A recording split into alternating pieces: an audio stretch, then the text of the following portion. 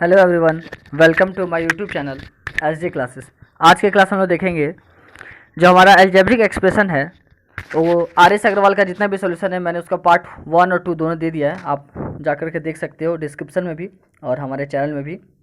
एक separate standard 5, 6, 7, 8 सबका अलग अलग मैं बनाया हूँ ग्रुप, और वहाँ पे आप जाकर जितने भी वीडियो हैं वो देख सकते हो। तो ये स्टैंडर्ड 6 के लिए ये पार्ट 2 है और एल्जेब्रिक एक्सप्रेशन का ये पार्ट 3 है। अगर आपको एल्जेब्रिक एक्सप्रेशन अच्छे से समझना है तो सबसे पहला जो वीडियो है एल्जेब्रिक एक्सप्रेशन का जो हर क्लास के लिए है वो आप ले जाकर देखो।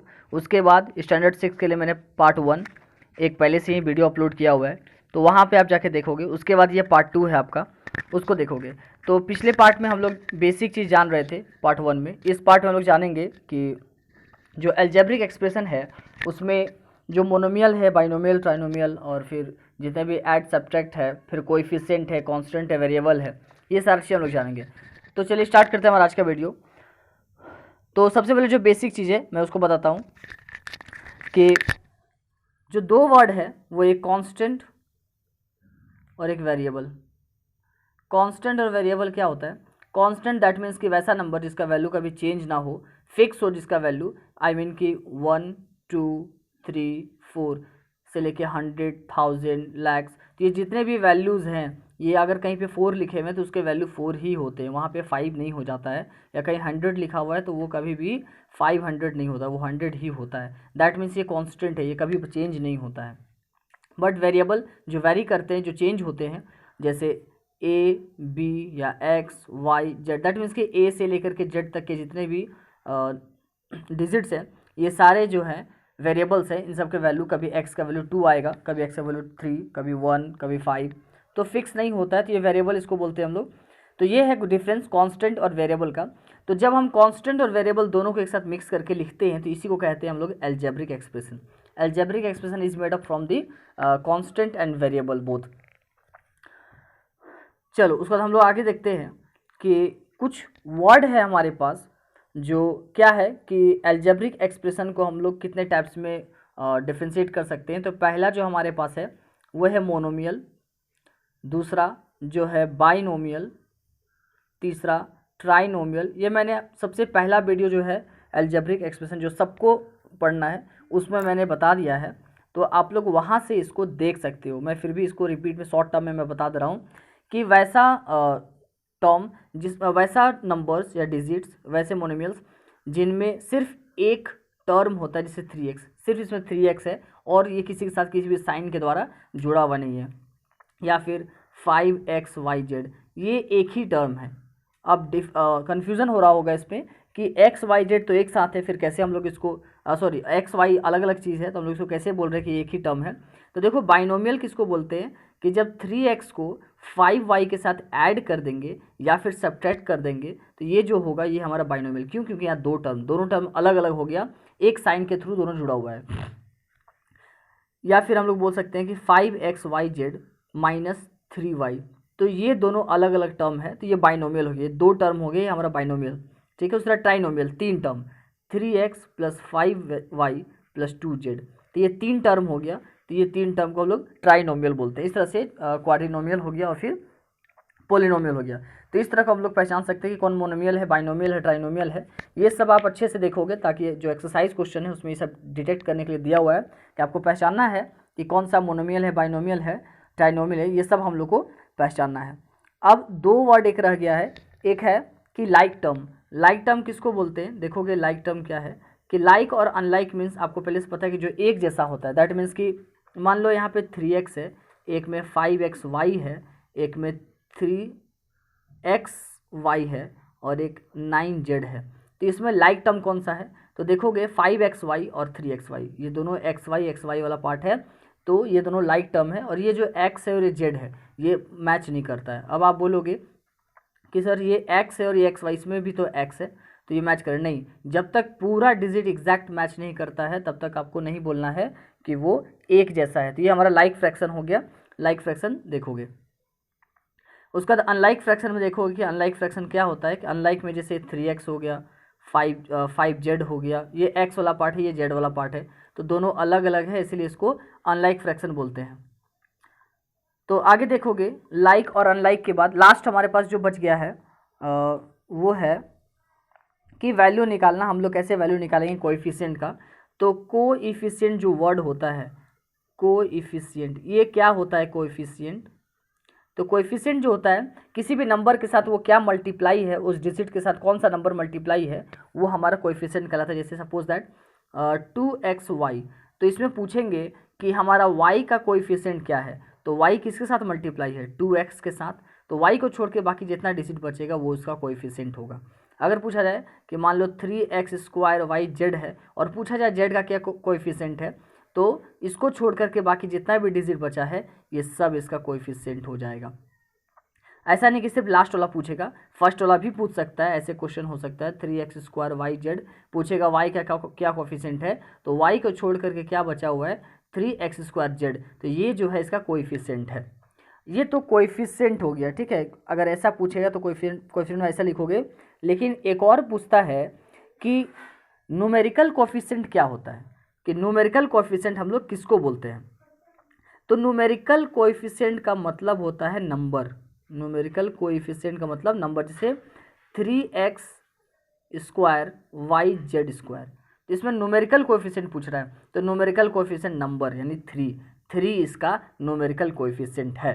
तो न्यूमेरिकल जब भी पूछेगा तो 3 बताना। मान लो यहाँ पे माइनस लगा हुआ है तो आपको -3 बताना है, माइनस छोड़ना नहीं है। तो इस तरह से, और आपको अगर ज़्यादा एक्सप्लेनेशन जानना है, इसमें ज़्यादा कुछ जानना है, तो हमारा जो सबसे फर्स्ट वीडियो है जो पूरे क्लास के लिए है, सिर्फ 6 के लिए नहीं, जो मैंने सबसे पहला वीडियो दिया है उसका मैं डिस्क्रिप्शन फिर से लिंक दे दूंगा। पार्ट 1 में भी मैंने लिंक दिया था डिस्क्रिप्शन में, और यहाँ भी मैं दे दूंगा। आप इसको देख लोगे क्लियर से, फिर इसको आप सुनोगे तो ज़्यादा समझ में आएगा। चलो हम लोग एक्सरसाइज क्वेश्चन RS अग्रवाल का जितना भी क्वेश्चन है वो सब क्वेश्चन हम लोग सॉल्व करेंगे। उसका एक्सरसाइज 8B।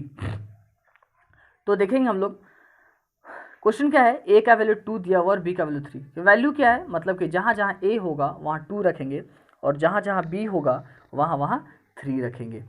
तो ए प्लस बी दिया हुआ है ना, तो ए का वैल्यू कितना है, ए का वैल्यू 2 है ना, तो 2 रखेंगे प्लस का प्लस, और बी का वैल्यू कितना 3 दिया हुआ है 3, तो कितना हो गया 2 + 3 मेरा 5 हो गया।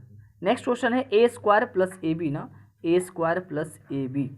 तो स्क्वायर कहाँ से आया, स्क्वायर का मतलब किसी का भी स्क्वायर का मतलब क्या होता है कि उसी को उसी से 2 बार मल्टीप्लाई करना।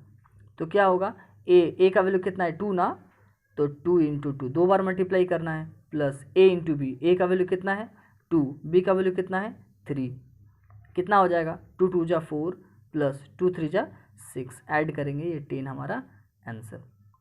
अगर नहीं समझ में आया तो आप कमेंट में लिखोगे, मैं फिर से आप इसको बता दूंगा। तो नेक्स्ट क्वेश्चन है AB - a², AB - a²। तो ए का वैल्यू कितना है 2 है ना, 2 लिखेंगे, बीच 2 डिजिट के बीच में हमेशा मल्टीप्लाई होता है, ये बात को याद रखोगे। और B कितना है 3, माइनस ए का वैल्यू कितना है 2, तो स्क्वायर है इसलिए इसको 2 बार मल्टीप्लाई करेंगे। 2 × 3 = 6 माइनस 2 × 2 = 4, 6 में से 4 गया कितना बचेगा 2 हमारा आंसर। नेक्स्ट क्वेश्चन देखते हैं 4 नंबर 2a - 3b। तो बताए थे 2 डिजिट के बीच में मल्टीप्लाई होता है, तो ये 2 × a है और ये 3 × b है। तो 2 × a का वैल्यू कितना है, a का वैल्यू यहाँ पे 2 दिया हुआ है 2 लिखेंगे, माइनस 3 b का वैल्यू कितना दिया हुआ है 3, तो 2 × 2 = 4 माइनस 3 × 3 = 9, 9 में 4 गया 5 और 9 बड़ा है इसीलिए उसका साइन माइनस, ये -5 आंसर हो गया। नेक्स्ट देखते हैं हम लोग आगे क्वेश्चन ऑफ 5 और 6। 5 में है 5a² - 2ab, तो 5 की जगह 5 उतारेंगे और a का वैल्यू कितना दिया हुआ था 2 दिया हुआ था क्वेश्चन में, उसका स्क्वायर इसलिए स्क्वायर, माइनस का माइनस, 2 का 2 × a कितना है 2 दिया हुआ था और b कितना है 3 दिया हुआ था।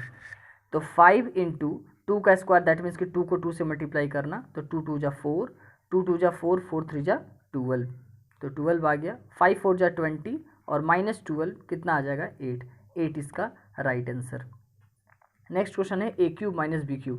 अब ये a³ - b³ का पहले मतलब समझोगे क्या होता है। ऊपर पावर 3 है, दैट मीन्स नीचे जो डिजिट है, जो बेस में डिजिट है उसको उतना बार मल्टीप्लाई करना, यानी a को 3 बार मल्टीप्लाई करना, उसी तरह से b को 3 बार मल्टीप्लाई करना। a का वैल्यू कितना है 2 ना, तो 2 3 बार लिखेंगे, b का वैल्यू 3 है ना, तो 3 3 बार लिखेंगे, 2 × 2 = 4, 4 × 2 = 8, 3 3 = 9 और 9 3 = 27, माइनस करेंगे कितना बचेगा 19 और 27 बड़ा है इसलिए माइनस। ये हो गया आंसर। आगे देखोगे नेक्स्ट क्वेश्चन नंबर 2 है। आप इसको वीडियो पॉज करके नोट्स कॉपी में बनाते चलोगे, इसको सॉल्व करते चलोगे, नोट्स बनाते चलोगे। जो भी डाउट होगा वीडियो दोबारा देख करके समझ सकते हो, एक बार नोट्स बना लोगे। क्वेश्चन नंबर 2 कहता है कि if x equal to 1, y equal to 2 and z equal to 5 then find the value of following questions. First question 3x minus 2y plus 4z। 3 into X का वैल्यू कितना है 1 है ना, 1 माइनस 2 इंटू वाई का value 2 plus का plus 4 into Z का value 5 इसलिए 5। Value कहाँ से आ रहा है देखो, यहाँ पे ऊपर में वैल्यू दिया हुआ है, वहीं से मैं वैल्यू लिख रहा हूँ। तो 3 इंटू 1 कितना हो गया 3 माइनस 2 जा 4 प्लस 5 4 जा 20। अब यहाँ पे बोर्ड मास यूज़ करेंगे क्या कि सबसे पहले ऐड को सॉल्व करेंगे तब सब्ट्रैक्ट। तो 20 और 3 कितना हो जाएगा 23 माइनस 4। 23 में से 4 माइनस करेंगे कितना आ जाएगा 19 इसका राइट आंसर। नेक्स्ट क्वेश्चन देखते हैं। नेक्स्ट नंबर है X square plus Y square plus Z square. Square का मतलब पहले ही बताया था कि उसको उसी से मल्टीप्लाई करना। तो एक्स का वैल्यू 1 है तो 1 रख दिए, 1 का स्क्वायर। वाई का वैल्यू 2 है तो 2 का स्क्वायर। जेड का वैल्यू 5 है इसलिए 5 का स्क्वायर। 1 का स्क्वायर 1, 2 का स्क्वायर 4 और 5 का स्क्वायर 25। सबको ऐड कर देंगे कितना हो जाएगा 30 इसका राइट आंसर। नेक्स्ट देखते हैं हम लोग। थर्ड नंबर देखोगे 2x square minus 3y square plus Z square. तो 2 का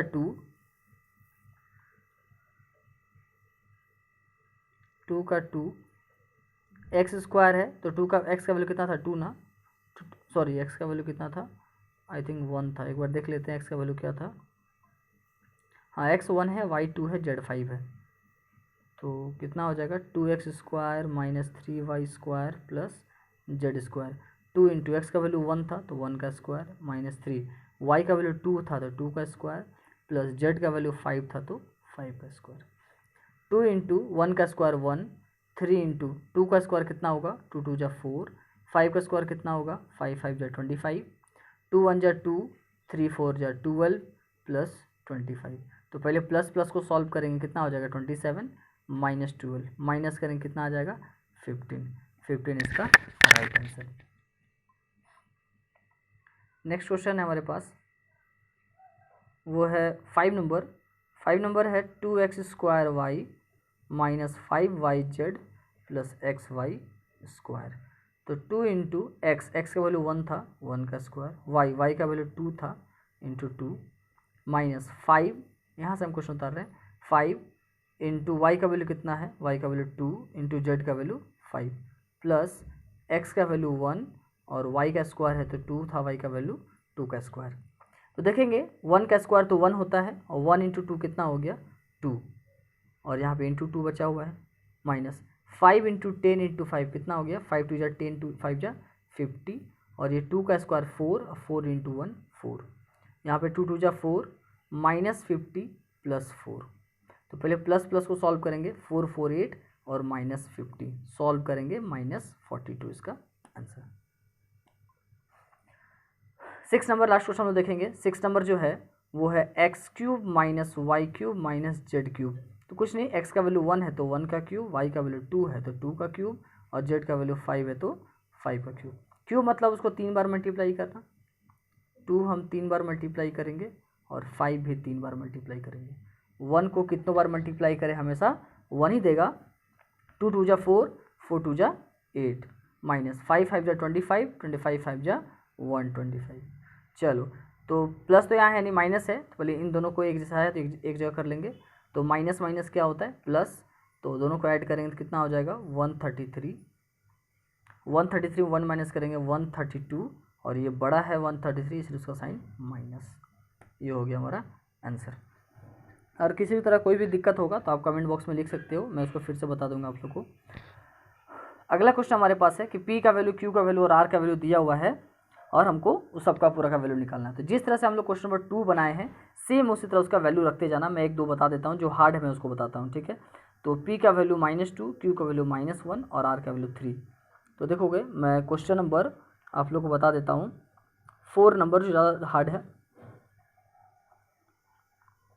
4 में देखोगे क्या है कि पी क्यूब ना, क्यूब मतलब उसको 3 बार, तो पी का वैल्यू कितना है -2, तो -2 का पावर 3, फिर बीच में प्लस है तो प्लस, क्यू का पावर 3 है ना, तो क्यू कितना है -1 का पावर 3, फिर प्लस आर क्यूब है ना, तो आर का वैल्यू कितना है 3, इसलिए 3 का power 3, plus 3 P Q R है ना, तो 3 इंटू पी का वैल्यू -2, क्यू का वैल्यू -1 इंटू आर का वैल्यू 3।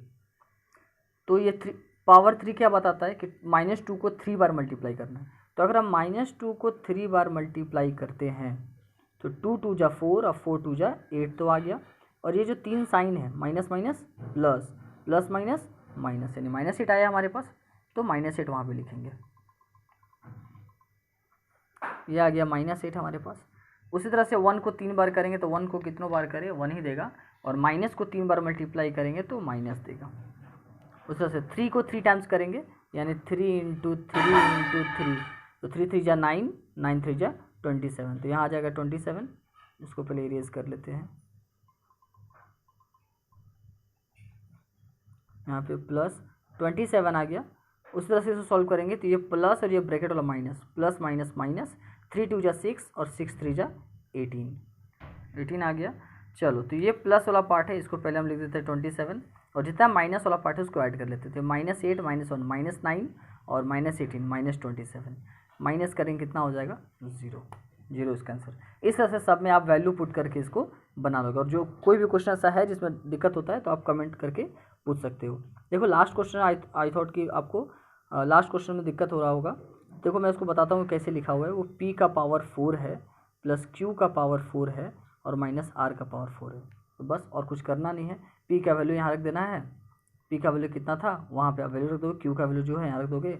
मुझे याद नहीं है, मैं जो याद है मुझे वो लिख रहा हूँ। p का वैल्यू -1 सपोज करो है, p का वैल्यू सपोज करो -2 है, q का वैल्यू -1 है, ठीक है, और r का वैल्यू 3 है सपोज करो, ठीक है। मैं सेम वैल्यू नहीं ले रहा हूँ, कोई अलग वैल्यू ले रहा हूँ। तो पावर 4 है, दैट मीन्स इसको -2 को 4 टाइम मल्टीप्लाई करना है। तो 2 2 जा 4, 4 2 जा 8, 8 2 जा 16, और ये minus minus plus, plus minus minus, और माइनस माइनस प्लस, तो ये 16 हो गया। उसी तरह से 1 को कितनों बार टाइम करेंगे तो 1 होगा, और माइनस को 4 टाइम करेंगे तो प्लस होगा। उसी तरह से ये माइनस का माइनस, 3 को 3 टाइम्स करेंगे तो 27, 16 और 1 17, 17 में 27 माइनस करेंगे 10, और ये बड़ा इसीलिए माइनस, ठीक है। आप बुक का वैल्यू डालोगे, अलग आंसर आएगा मेरा और आपका अलग आंसर आएगा, तो आप इसको सॉल्व कर लोगे। तो ये था क्वेश्चन जो वैल्यू पुट कर निकालना था। अब देखो हम लोग को अगला जो क्वेश्चन है वो कोएफिशिएंट, मैंने कोएफिशिएंट का मतलब बताया था। तो x का कोएफिशिएंट बताना है 13x में, तो x को छोड़ करके बाकी कितना डिजिट बचा, सिर्फ 13 बचा, तो 13 इसका आंसर। 13x के साथ मल्टीप्लाई है, जिसके बारे में पूछा जाए वो देखना है कि वो उसके साथ क्या मल्टीप्लाई है। y, तो y के साथ क्या मल्टीप्लाई है, -5 मल्टीप्लाई है, तो -5 इसका answer.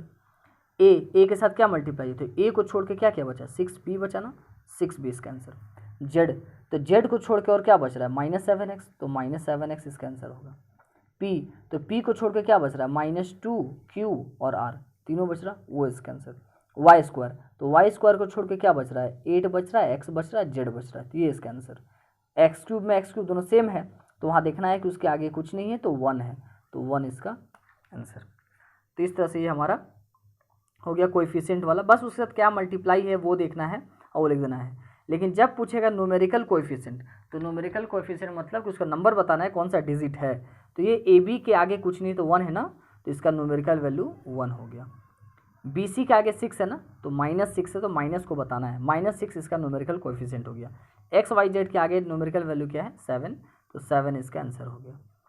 X Q Y square Z के आगे क्या है, -2, तो -2 इसका न्यूमेरिकल कोएफिशिएंट हो गया। तो इस तरह से हम लोग इसको बना लेंगे, बहुत ईजी है।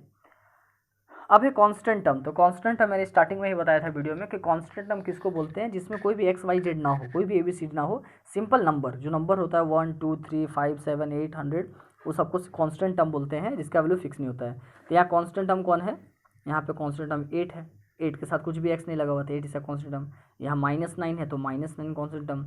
यहाँ पे तो y है, लेकिन 3/5 में कोई भी वाई एक्स नहीं है, तो 3/5 जो है ये कांस्टेंट टर्म है। उस तरह से इसमें कौन सा कांस्टेंट टर्म है, -8/3, -8/3 इसका कांस्टेंट टर्म है।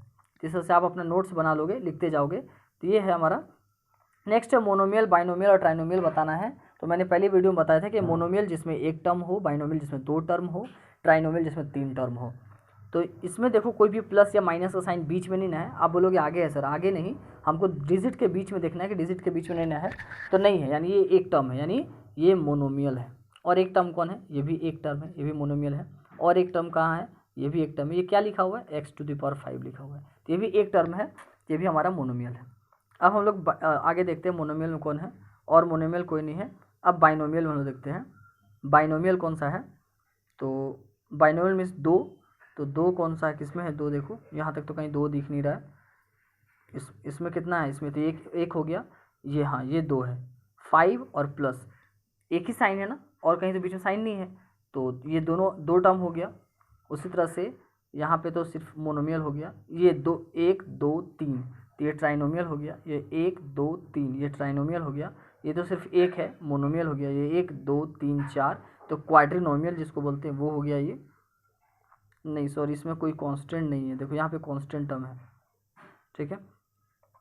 आगे देखते हैं नेक्स्ट 8 नंबर जो है वो है 14 -14। इसमें कोई भी हमारा नहीं है, ये तो कांस्टेंट टर्म है ना, ये मोनोमियल बाइनोमियल नहीं है, क्योंकि इसमें कोई भी वेरिएबल्स नहीं है इसमें, इसलिए ये नहीं होगा, ये तो कांस्टेंट टर्म है।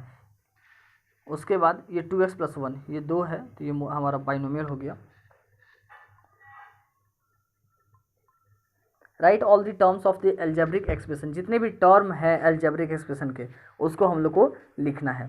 तो देखोगे कुछ नहीं है तो उसको अलग, जैसे 4x⁵ लिखा हुआ है ना, तो उसको अलग लिख देना है 4x⁵, कॉमा देखे -6y लिखा हुआ है तो -6y⁴ लिखा हुआ है, उसको लिख देना है। फिर कॉमा देखे 7x⁵ वो लिख देना है। फिर कॉमा देखे y, और फिर कॉमा देखे -9। सबको अलग अलग, जितनी टर्म है सबको अलग अलग लिख देना है, बस वही उसका आंसर। अगला बी नंबर का, सेकंड नंबर का 9x³ अलग हो गया, -5z⁴ ये अलग हो गया, 7x⁴y ये अलग हो गया, और -xyz ये अलग हो गया। तो ये हो गया एल्जेब्रिक एक्सप्रेशन का, हम लोग ईच टर्म को अलग अलग लिख लिए। तो ये हमारा एक्सरसाइज 8B था।